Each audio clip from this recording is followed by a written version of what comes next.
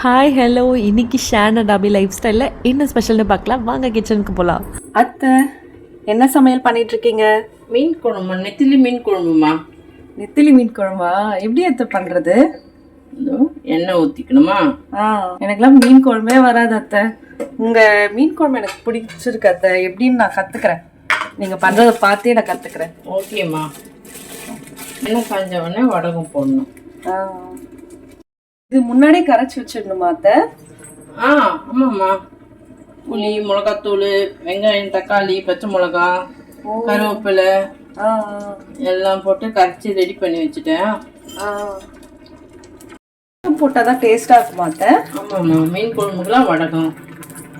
காரக்குழம்புக்கு? காரக்குழம்புக்கு வடகம், கீரைக்கு வடகம். போட்டால் டேஸ்ட்டாக இருக்கும். ஓகே ஓகே, இதுதான் மீன் குழம்போட சீக்ரெட் ரெசிபி போல. வடகம் பொரிஞ்சிச்சு. ஓகே ஓகே, இது நல்லா கொதிச்சு வந்தோடனே ஃபிஷ் போட்டுடணும், அவ்வளோதான். ஓகே ஓகே, எல்லா மீனுக்கும் இதே ரெசிபி அத்தை? ஆமாம்மா. ஓகே, மீன் குழம்பு கொதிச்சுட்டு இருக்கு. பா, என்ன கம கமன்னு வாசனை. நல்ல பெரிய பெரிய மீன் ஒரு ஃபிஷ்ஷாக குழம்புல போட்டுரும்.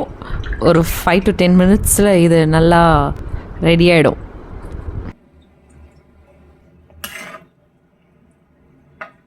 பாருங்கள், இதுதான் டைகர் ப்ரான். பெரிய பெரிய ப்ரான் போல். இதெல்லாம் எங்கள் ஊரில் கிடைக்கவே கிடைக்காது. இங்கே பாருங்கள், இவ்வளோ பெரிய ப்ரானுப்பா. ஓகே, நம்ம மீன் குழம்பு ஓப்பன் பண்ணிட வேண்டியதான். ரெடி ஆகிடுச்சு. மீனை மட்டும் உடையாமல் ஒரு பவுலில் எடுத்து வச்சுக்கிறாங்க.